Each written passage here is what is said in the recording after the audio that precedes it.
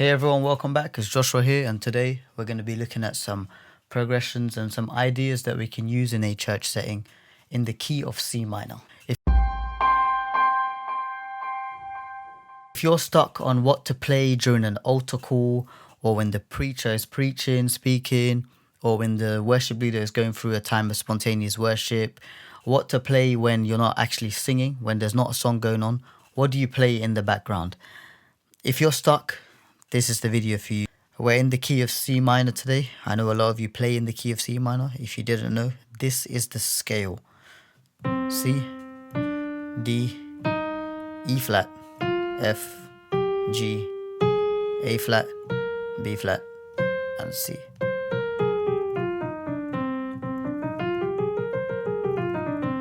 So when it comes to scales, as long as your fingers touch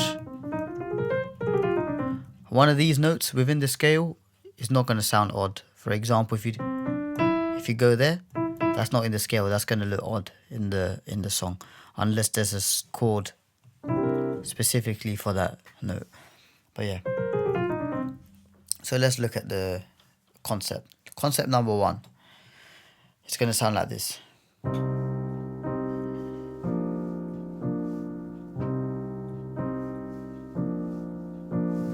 So easy. First thing I'd recommend, pull up a pad with the piano and strings or something. Don't just leave it on piano. Look how much better this sounds.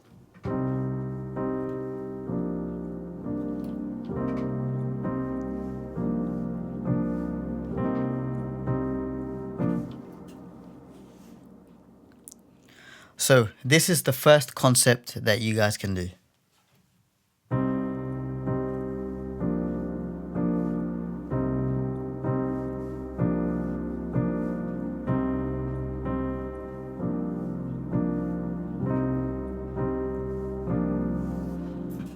Very easy. If you see in the background, I've got a piano, I've got some reverb on the piano and pads. So for altar calls and things like that and playing in the back, try and put these things in there if your keyboard has it. It's going to elevate your playing a bit. It's going to make you sound better than you are. And it's just going to be easier for you to play as well, because if it's just piano, it cuts off. With some reverb and pad, there's a bit of a release, so you've got more time to think about things. But yeah, let's look at this concept. So what I'm playing essentially is a C minor. So what I'm playing essentially is this.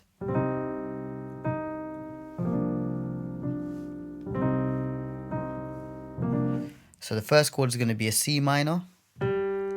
Put your finger on the G, C, and E.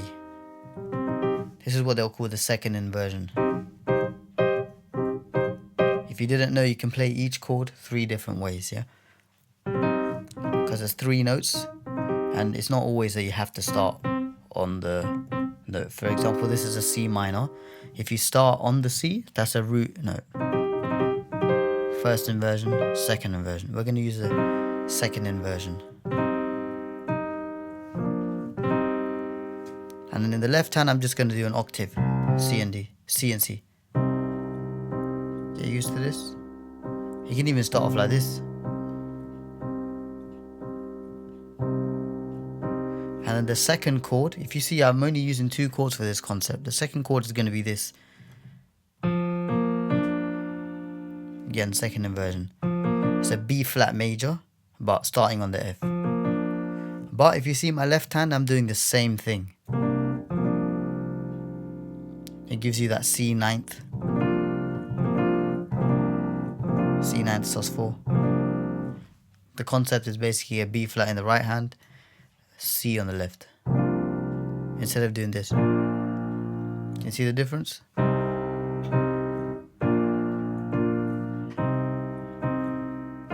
But we're playing like this. Much better.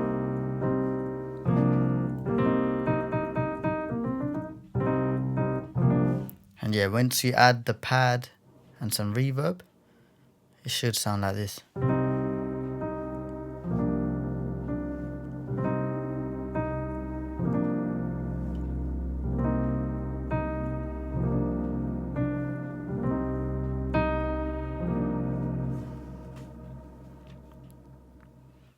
So now let's look at the second concept. The second concept is basically building on the first concept, except I'm going to do something different in the left hand. So we know it sounds like this.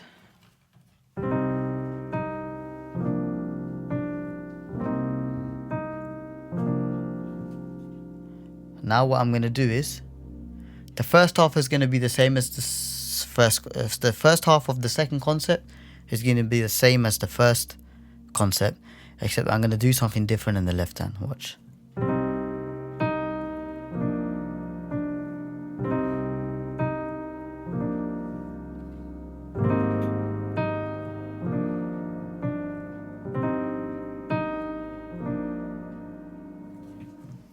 Yeah. So all I've done there is, first time I'm playing this twice, and I'm stopping.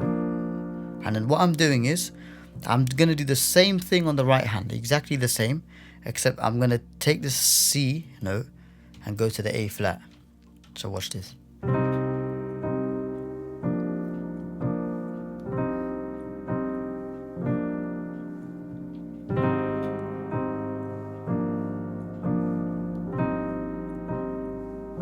Back again.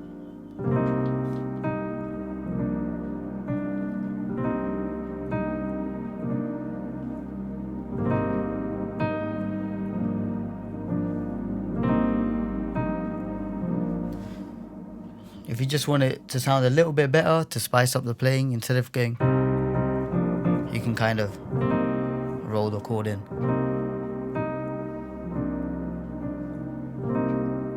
Dynamics is so important.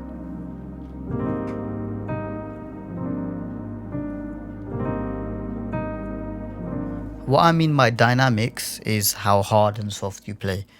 So for things like alto calls, you want to be careful not to hit it too hard.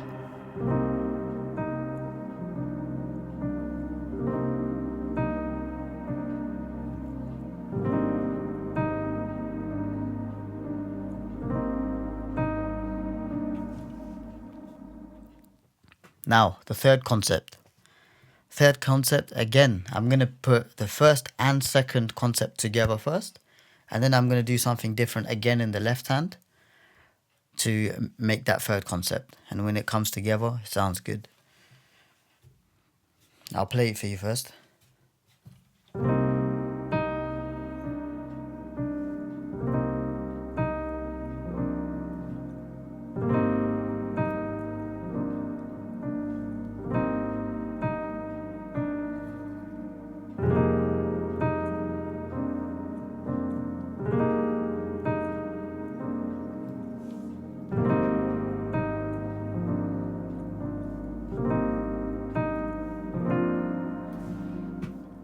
So yeah, so if you would have heard, the first and second concept is in there.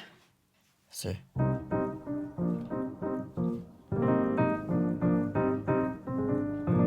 and then now what I'm going to do is, in the right hand I'm going to play this chord here.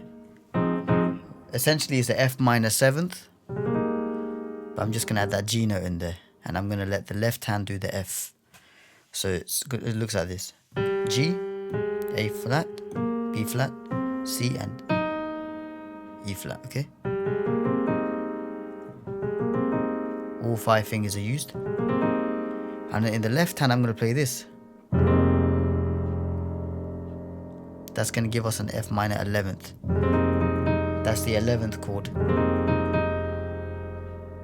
Yeah.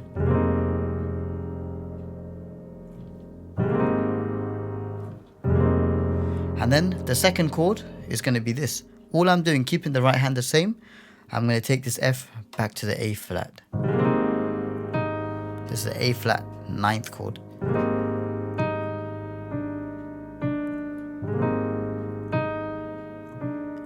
Can you see I'm doing this? Once you're going to resolve back into the starting of this concept, you can go.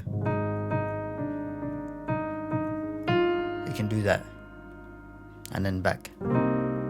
Yeah? So I'm going to play this whole thing again. This is concept 3.